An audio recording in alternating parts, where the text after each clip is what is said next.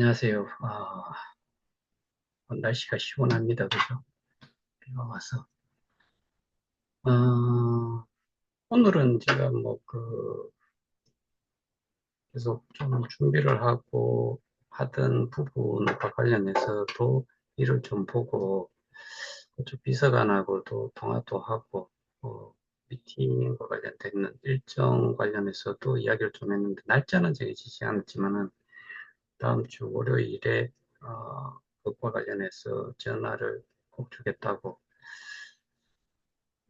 방금 전에 제가 줌 녹화하기 전에 잠시 언급을 했지만, 어, 다 그렇진 않겠지만은, 관심도라든가, 이런 거를 봤을 때는, 그래도, 어, 좀 젊은 사람들이 훨씬 좀 적극성도 있고, 그 다음에, 그, 국회의원실의 비서진이고, 이래서 그런지는 모르겠지만, 예의라든가 이런 부분도 상당히 갖춰서 어, 대화를 할 수 있는 그런 상태다 보니까 제 개인적으로는 어, 좀 어떻게 보면은 저도 나이를 먹었지만은 이게 사람이 살아가면서 산전수전 다 겪은 사람과 좀 새롭게 시작하는 사람 30대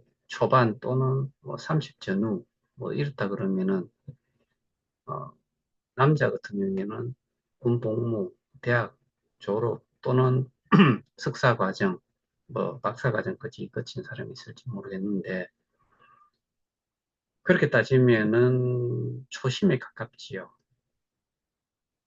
그 다음에, 사회의 어떠한 트렌드 자체가 급변을 하는데, 거기에 빠르게 적응을 하는 사람은 당연히 그런 정도의 연령대가 더 쉽게 이해를 하고 받아들이는 게, 받아들임 정도가 차이가 날 거다라는 생각이 드니까, 결과적으로는 참, 그, 컨택을 하는 쪽이 참 좋은 것 같아요. 이게 다이렉트로 국회의원을 만나가지고는 솔직히 같이 앉아가지고 나눌 수 있는 시간이 그렇게 길지를 못해요. 저도 국회의원을 직접 만나기도 했었는데, 한 10분, 15분 정도. 그러고 나서는 보좌진이나 비서진에게 설명을 하고 보고를 받겠다. 이런 식이에요, 대부분이. 제가 예전에 298명, 이명은 그 당시에 의원직이 어, 탈퇴가 됐는지 어쨌는지 모르겠는데 하여튼 298명한테 민원을 넣기도 했었고 했는데 그거를 보좌진, 비서진에서 먼저 확인을 하고 검토를 한 다음에 보고 할 만하면 하고 근데 워낙에 많은 내용의 그 민원 제보들이 들어오니까 좀 어렵다고 생각하는 것들을 그냥 필터링을 하는데 그걸 우선순위로 할 수도 있는 거고 아니면 시간을 좀 두고서 보겠다라고 밀쳐놓을 수도 있는데 뭐, 결과적으로는 그거는 효과를 하나도 보지를 못했어요. 근데 어, 제가 또 그런 민원을 제가 넣어본 적도 사실은 없고 그러다 보니까 내용만 제대로 전달이 되면은 누구라도 보겠지라는 생각을 했는데 어, 결국에는 그거는 이루어지지를 못했고 이번에 하면서는 거꾸로 역으로 치고 올라가는 그런 식으로 일을 진행을 하게 됐는데, 결과적으로는 어, 하나는 정말, 우리가 포커 할 때 그런 거 이야기 하지요. 뭔가 물건을 쥐게 되면은 메이드다라고 메이드라고 이야기하는 것처럼 그 정도 수준까지 가지 않았나 뭐 그렇게 생각을 하는데 한쪽 더 저희는 어, 어차피 저는 정말 부실수사라고 판단을 하기 때문에 그렇게 추진을 좀 해보려고 하는 겁니다. 그래서 그런 쪽에 일을 좀 하고 그 다음에 제가 처음 들어오기 전에 아, 그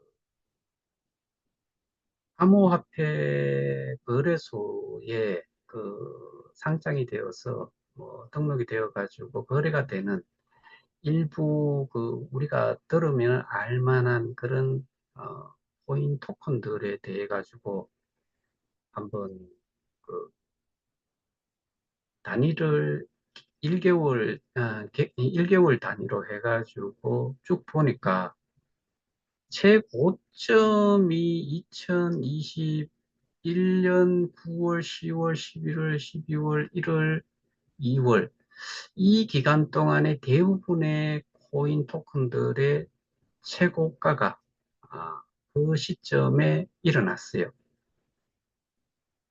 그런데 이 최근, 그러니까 오늘 기준으로 해가지고 대부분의 것들을 이렇게 보니까 비트코인은 이미 제가 알고 있기로는 7만 불이 채 안 되는 6만 9천 불 정도 때까지 갔다가 이게 1만 4천 불까지인가 뭐 그렇게 갔었죠. 근데 현재는 6만 2천, 6만 3천, 6만 4천 뭐 하여튼간에 그 정도로 왔다 갔다 하고 그 전에 현물 ETF 승인이 나고 나서는 한 7만 2천 불, 7만 2천 4백 불인가? 뭐 거기까지 갔었죠. 이더리움도 비슷해요. 지금 한 2,500불인데 한 4,000불 정도 갔다가 떨어져 가지고 뭐 또 4,000불을 육박을 한번 했다가 지금은 그것도 현물 ETF 승인 나고 나서는 좀 올랐다가 다시 좀 어, 내려온 상태인데 그 정도면은 지금 현 가격 정도가 저는 최고점을 기준으로 봤을 때도 뭐 아주 괜찮은 가격이죠. 근데 나머지들을 봤을 때 만회를 정말 이 두 가지를 제외하고 만회를 한 것들을 봤을 때는 한 20%, 최고점 대비 20%, 30% 수준까지 올라온 것들도 있어요. 근데 예를 들어서 이오스 같은 경우에는 14불까지 갔다가 지금 0.5달러인가 그래요. 이거는 정말 수프로 밖에 회복을 못한 거지요. 그리고 프로카다, 그 다음에 아발란체, 솔라나는 그래도 많이, 그, 제가 보기에는 그것도 마찬가지로 이 앞에 먼저 말씀드렸던 그 비트코인이나 이더리움에 못지않은 그런 추세를 보였던 거고, 그 다음에 트론이라든가 이런 것들은 거래가 많아졌는 이게 이제 일종의 한 거래소에서 다른 거래소로 옮기는 역할을 하는 그런 코인이잖아요. 그거는 또 엄청 많이 회복이 됐더라고요. 그래서 결과적으로 나머지들을 봤을 때는 10% 수준까지 또 회복을 한 게 많지 않다. 뭐 전체가 3만 가지라고 했을 때 제가 보기에는 그거는 어, 극소수에 해당이 된다라고 보여요. 뭐 10% 이상, 20% 이상 되는 이런 정도의 회복세를 가진 게 고점 대비해서 한 20% 정도 수준까지. 근데 우리 같은 경우는 사실은 뭐 거의 99.999 뭐 이런 식으로 떨어질 만큼 이건 회복이라는 용어를 못 쓰지요. 왜 그걸 보게 됐냐면은 2021년 3월인가 연준에서 이 연준에서 제 기억으로 0.25 정도가 그, 그 기준금리가 0.25였는데 그때부터 이 기준금리가 오르기 시작을 해서 2023년도까지 그 올랐던 기준금리가 5.5%였잖아요. 근데 이게 뭐 베이비 스텝은 거의 없었고 뭐 있기는 있었지만은 뭐그 빅 스텝, 자이언트 스텝 뭐 이런 식으로 0.5, 0.75 이렇게 갔다가 어젠가 그 빅컷이 일어났어요. 0.5%를 기준금리를 내려서 5%로 지금은 그 9월 19일자로 해서 기준금리가 그렇게 되어 있어요. 그러니까 결국에 이게 제가 그 간단히 기사를 한번 읽다 보니까 2021년 3월인가 언제지 하여튼 간에 그 인플레이션이 1.9% 정도였는데 어, 이번에 그 하향을 한 게 8월 달에 어, 그 인플레이션이 2%라고 하더라고요. 그러니까 이제 약간 0.5%, 뭐 그래도 피컷이라고 그래도 이 인상 인하 폭이 큰 축에 드는 그런 이제 기준금리 인하가 있었더라고요. 그러면은 제 상식에서는 기본적으로 어, 가장 이런 근데 아직은 5%대이기 때문에 뭐 그 기준금리가 그 뭐 소위 말해서 결국에 이자율이잖아요. 이자가 그 대출을 했을 때 이자가 그 정도가 된다라고 하면은 아직은 돈을 좀 굴릴 수가 없겠지요. 뭐 대출을 받는 것도 되게 부담이 될 거고. 이, 이게 인플레이션 때문에 기준금리가 올라갈 때는 가장 발빠르게 돈을 회수를 한 게 암호화폐 시장이었다고 하면은 이렇게 금리가 좀 내려오기 시작을 하면은 거꾸로 이 암호화폐 시장이 좀 활성화가 돼야 되지 않냐라고 생각을 해서 한번 들여다봤는데 뭐 아직 수준이 그래요. 근데 우리가 잘 알고 있는 주식시장은 그래도 많이 회복이 됐지요. 거의 뭐 제가 보기에는 거의 정상에 가까울 정도로 그렇게 된 것 같은데 그래서 그것 때문에 제가 한번 보게 된 거예요. 근데 생각을 해보면은 0.5% 이 기준금리를 내린다고 해서 아직은 5%대라고 하면은 우리나라는 그래도 뭐 아직 3.5%뭐 다른 쪽에서 많이 올리고 뭐 하더라도 우리나라는 상대적으로 그래도 어 미국에 유럽에 이래 맞춰가지고 그만큼은 올라가지는 않았죠. 그래서 그 내용을 한번 보게 됐는데 암호화폐 거래소는 여전히 아직도 냉각 상태에 있다라고 보이더라고요. 예, 저희는 어, 사실 이런 상황이라손 치더라도 어, 아까 말씀드렸다시피 우리가 스테이킹을 한 게 비트코인, 이더리움, 테드예요. 이 테드는 뭐그 예전이나 지금이나 가격이 거의 변동이 없기 때문에 이거는 그냥 뭐 그냥 고정이라고 보시는 게 맞죠. 이 나머지 두 가지가 그 가격이 엄청 올라가 있고 그 스테이킹을 한 수량이 또 어마어마했다. 그래서 그런 것들이 우리의 자산으로 남아 있어야 되기 때문에 그 있어야 될 게 있는지 없는지를 확인을 하기 위한 그 뭐 하나는 그 정석이고 나머지는 수단으로서 이렇게 좀 진행이 되고 있는 게 뭐 국감이라든가 그다음에 뭐 어, 정식으로 이제 우리가 보고를 조치한 내용 뭐 법에 준해 가지고 우리의 자산을 찾아보겠다. 그럼 그 찾은 자산이 결국에는 거래소의 가격을 움직일 수 있는 동력이 될 수 있다. 그래서 거기에 맞춰서 지금 저희는 진행을 하고 있는 거고, 그러니까 가장 큰 차이가 다른 뭐 피해자 단체나 생각하는 게 좀 차이가 있는 게, 저는 개인적으로 개인적으로 생각을 해서 한다기보다는 어떻게 보면은 전체가 살 수 있는 길은 뭘까?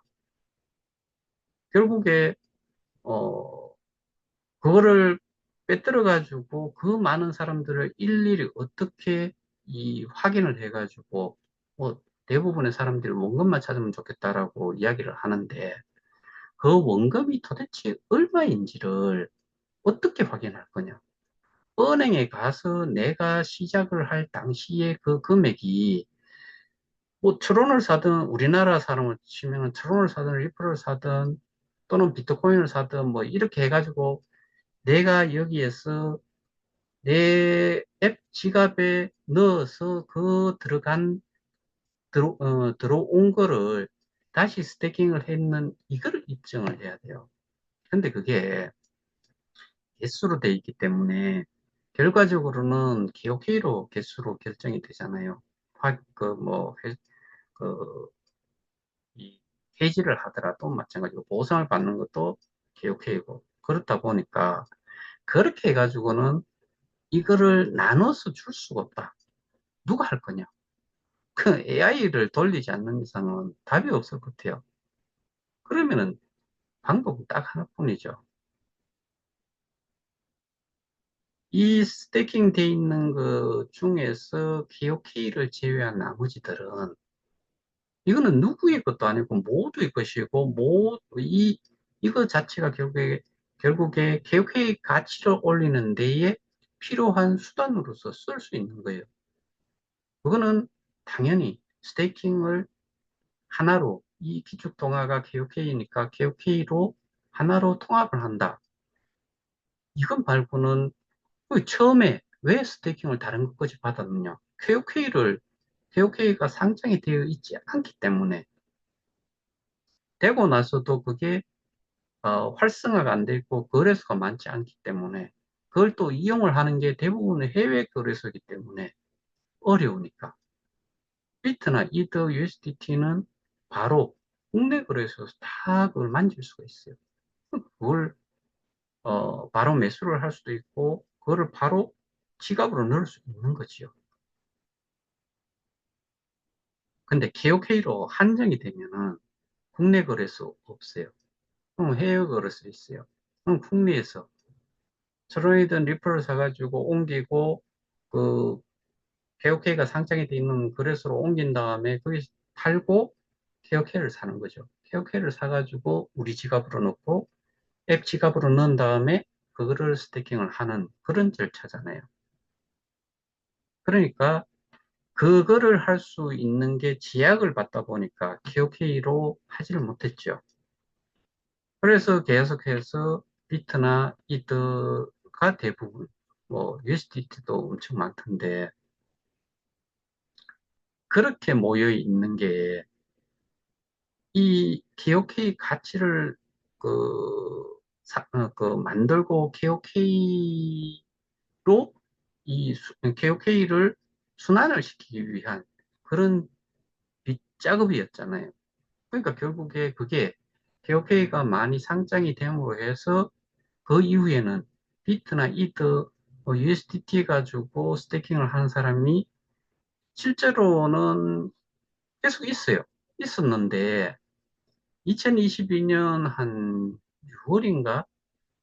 그 이후부터는 그게 거의 없어졌어요.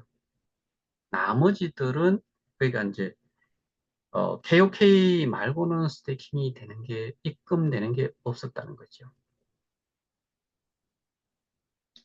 그러니까 비트코인, 이더리움 이런 것들이 결국에 지금 범죄의 온상이 됐다라고 보고, 그게 어떤 정말 말도 안 되는 것들은 그걸 지들 거다라고 생각을 하고 지갑 주소조차도 모른다고 생, 뭐, 뭐라 그러죠? 이게 오리발 내미는 거죠. 근데 그걸 또 고지고대로 받아들이는 게 또 경찰이었던 거고.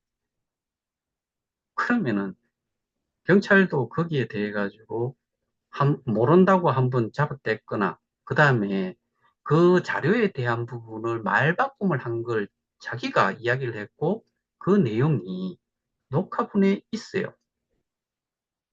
그 조사를 했던 내용을 제가 100% 녹화를 어, 시킨다고 했잖아요. 거기에 그 내용이 거기에서 언급이 됐던 걸로 저는 기억을 해요.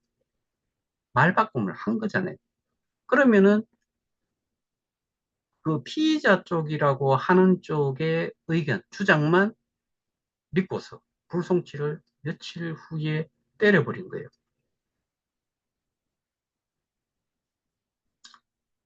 그래서 저희가 살 수 있는 방법은 결국에는 스테이킹 되어 있는 것 중에서 어, 비트이트 테드를 꼭 우리는 찾아야 된다. 사실 누구를 뭐 법적 구속을 시키고 감옥을 보내고 이게 주 목적이 아니에요. 저희는 우리 모두가 사는 그게 주 목적이고, 거기에는 모두 속에는 저도 포함이 되는 거고 여러분들도 포함이 되는 거죠. 그래서 그 싸움을 하고 있는 건데, 어, 그래서 저희가 법적으로 진행을 하는 거, 그 다음에 우회적으로, 우회적인 게 아니고 그 수단으로서 국감을 통해서 그거를 좀 밝히고, 그 다음에 제가 언론 쪽도 계속해서 뭐 제보도 넣고 또 취재까지 하고 또 뒤에 뭐 그 자체적인 그 문제가 생겨가지고 그거를 뭐 더 이상 추진도 못하는 경우 이렇게도 생겼는데, 이번에 하면서는 제가 어젠가 엊그젠가 뭐 하여튼 간에 말씀을 드렸다시피 어, 어, 발언권도 좀 넣어서 진행을 할 수 있다. 그래서 할 수 있겠느냐, 뭐 두렵거나 뭐 떨리거나 그래서 의향이 어떠냐고 하기를 저는 100% 무조건 하고 한다라고 했고, 뭐 떨릴 게 사실 없잖아요. 내가 지어진 것도 아닌데.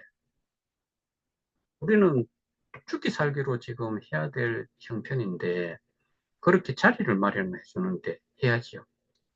그 다음에 뭐 기자회견 만들어주면은 그거 훨씬 좋고, 거기에다가 의원실에서 뭐 그 내용을, 기사를 신문사에다가 언론사에다가 다 보낸다고 했을 때, 그렇게 하면은 저희가 지금까지 언론 플레이를 해보려고 노력했던 게 그 한 방으로 다 해결이 되는 거죠.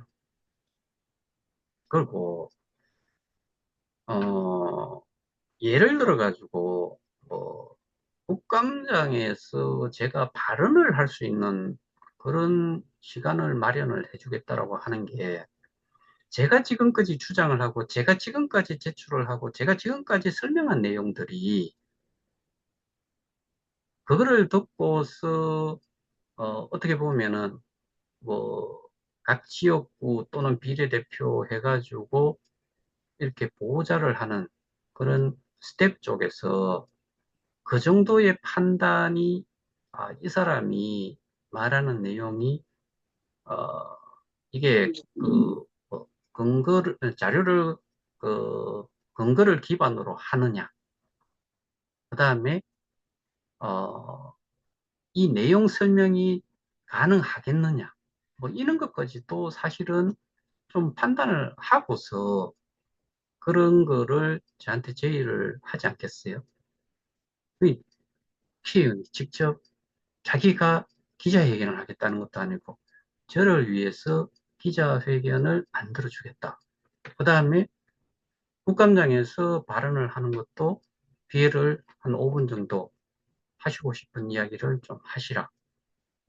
그렇게 만들어준다는 이야기는 제가 거기 가서 설명한 내용이 제가 프레젠테이션을 하잖아요. 그런 내용들 다 들어봤을 거 아니에요. 자료 만들어가는 거 봤을 거고, 설명하는 거 다 들었을 거고. 그러니까 그런 기회를 만들어 주려고 하지. 뭐, 우리 지금 뭐, 이 상황이 먹고 살기가 정말 지랄같이 돼버렸다. 뭐, 이런 이야기만 한다라고 하면은 그런 거를 제의를 하기는 하겠어요. 이게 행안위 쪽도 마찬가지로 지금 이 사건에 대해 가지고 알고 있는 바가 있다라는 거, 그게 그 비서관의 이야기고 그분은 정무위에 있다가 이미 그 내용을 좀 알고 있다라고 이야기하더라고요.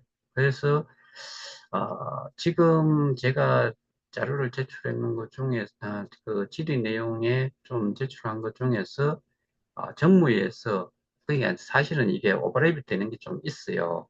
그래야지 이제 그 내용을 알고서 거기에서 소팅을 해서 필요한 부분을 저는 앞쪽에다가 그걸 몰쳐놨는데 그걸 위주로 해서 질의를 하시면 좋겠다. 나머지는 이해를 하는데 이 사건이 어떤 식으로 이루어졌는지를 이해를 하고서 그 수사 대응이 어떻게 이루어지는 거지 그것에 대한 부분을 질의를 해달라.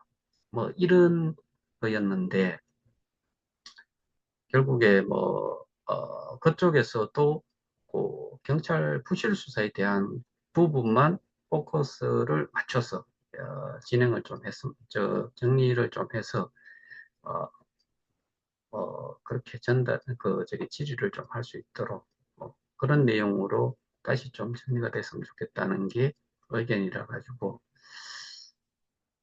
뭐 정말 많은 내용이죠. 저는 어, 기본적으로 시간만 된다 그러면은 뭐 많으면 많을수록 많은 시간 동안에 많은 내용들 다 설명을 하고 싶어요. 그래서 얼만큼 정말 엉망진창으로 되어 있는 사건인지 얼만큼 기록물로서 그 내용 자체가 저들이 저질러 온 행위가 얼만큼 이렇게 뒤바뀜이 되어 있는지 이게 뒤바뀜이 아니고 이 앞뒤가 맞지 않고 말바꿈을 해왔는지 그리고 그거를 기록물로 다 남겨놨는지 그런 것들을 뭐 정말 많이 이야기를 하고 싶은데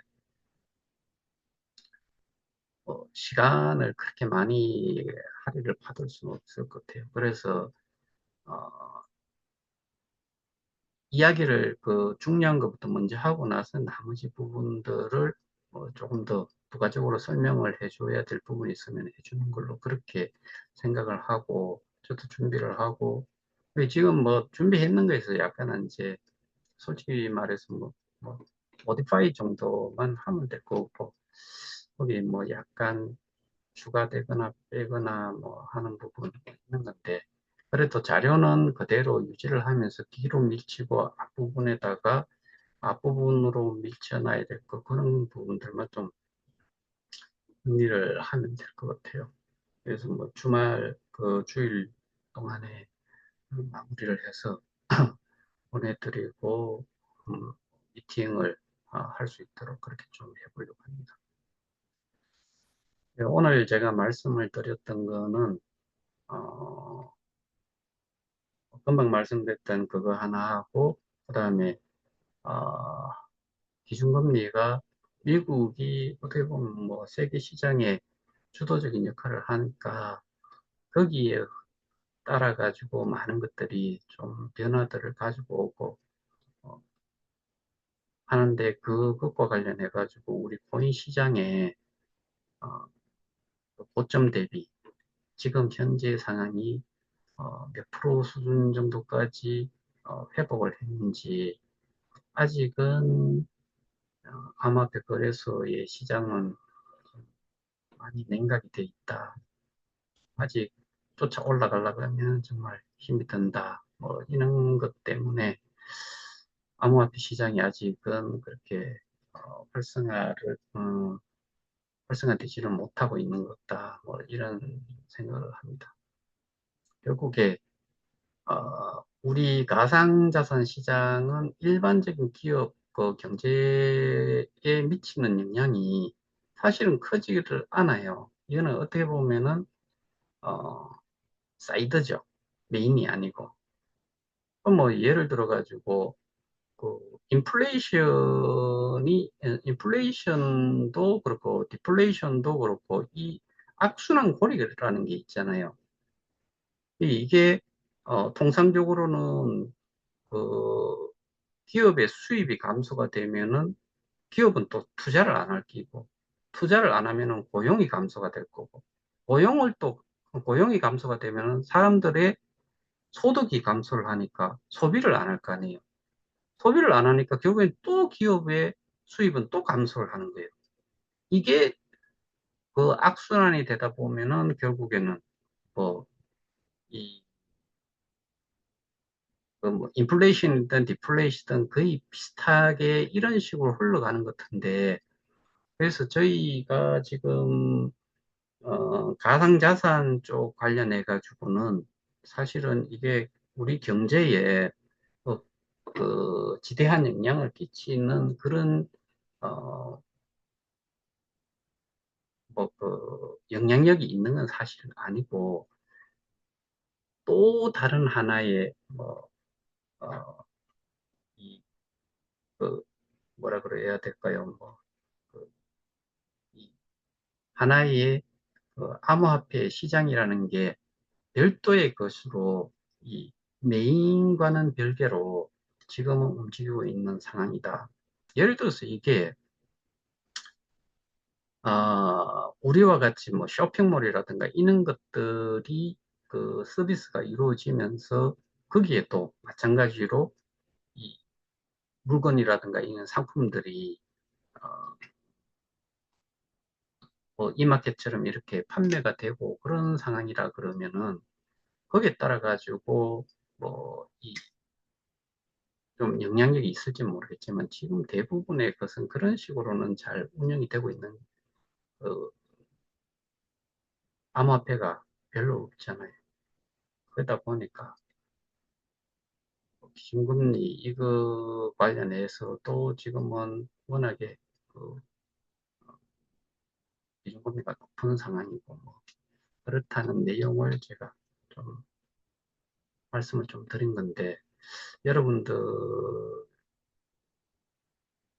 그 입장에서는 늘 신경이 쓰이는 게 우리 KOK의 시장가가 뭐 얼마냐 뭐 이런 거를 많이 생각들을 하시는 것 같은데 저는 제가 정말 수차례 말씀드렸다시피 하루아침에도 수백 프로, 수천 프로, 수만 프로도 수만 퍼센테이지도 오를 수 있는 게 또 내릴 수도 있는 게 이 암호화폐 거래소라는 거.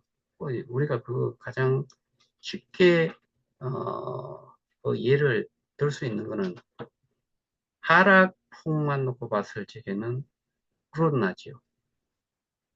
저 그때 그걸 보고 있었는데 와 그거는 그걸 가지고 있는 사람들은 정말 그 패닉에 빠졌을 것 같아요. 그냥 뭐 수직낙하잖아요. 그것도 뭐 단시간 만에 뭐 엄청나게 내려갔잖아요. 근데 역으로 뭐 쉽게 이야기해가지고 내가 지금 자산을 가지고 있는데 이것만 사겠다고 했을 때 이 자산이 크다고 했을 때는 이거는 얼마까지 뛸 수 있는지 그거는 상상해 보세요. 지금 가격 뭐 예를 들어서 0.001달러라고 했을 때 이게 1억 개가 돼도 얼마 된다라고 말씀드렸어요. 이렇게 해봐야 10만 불이에요, 10만 불.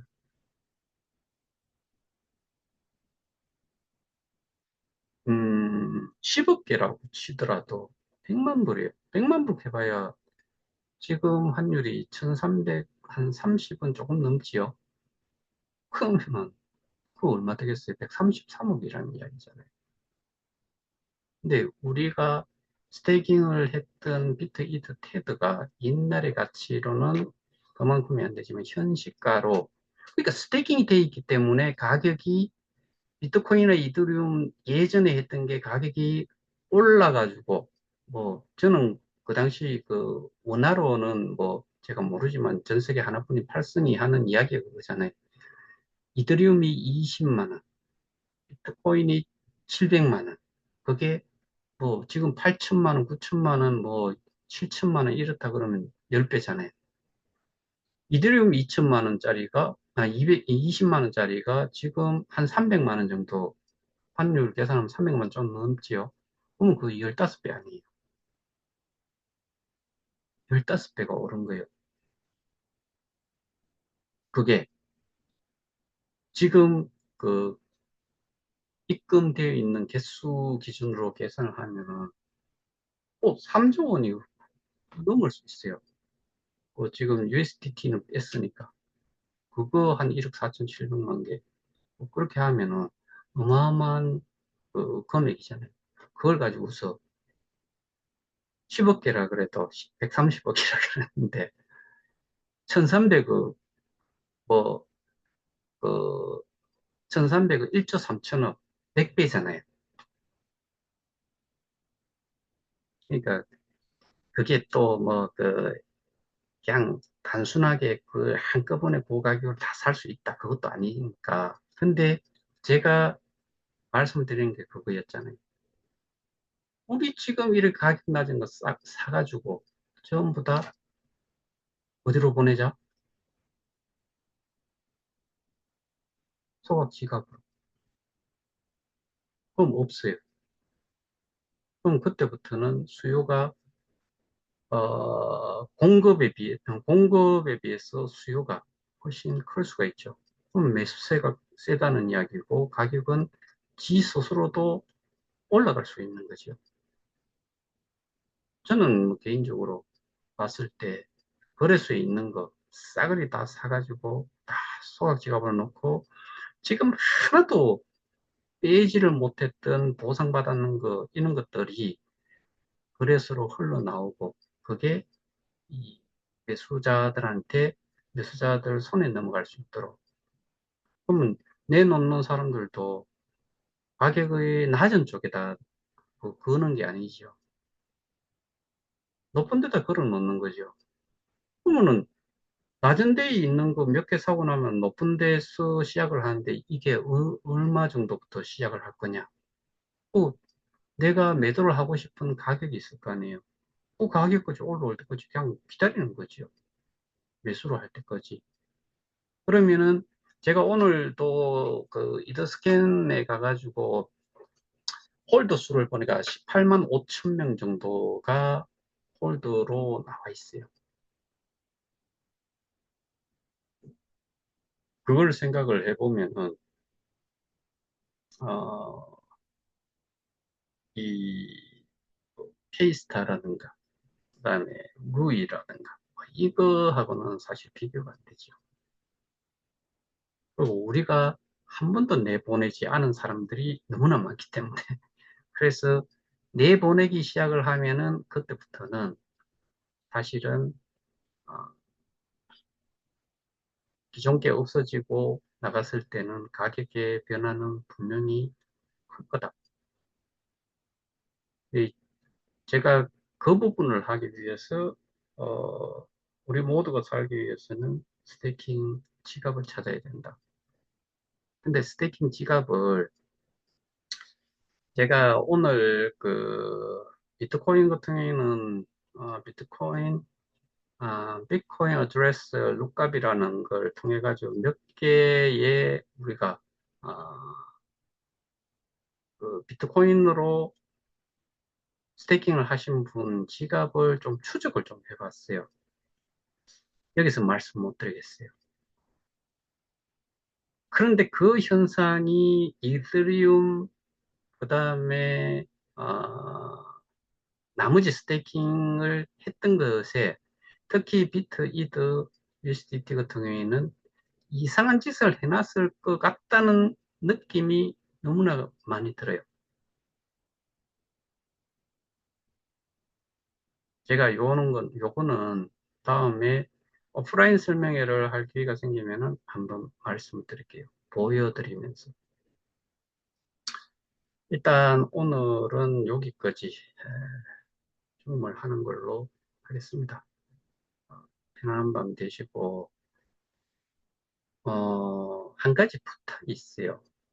어, 저희 단톡방 같은 경우에 특히 그런데 분명히 읽음의 숫자는 거의 뭐 한 네다섯 명을 제외하고 한 10명 수준까지는 제외하고 그거 다 읽어요. 그러면은 제가 부탁을 하나 한 게 그 내용에 대해 가지고 어, 적어도 6개의 이모티콘 중에서 하나는 이용을 해서 의사 표현을 좀 해달라. 그리고 활동을 하고 있는 그 자체가 이 내용에 대해서 어느 정도 이해를 하고 또는 이 내용에 대해서 나는 뭐 좀 뭐 마음에 안 든다. 마음에 든다.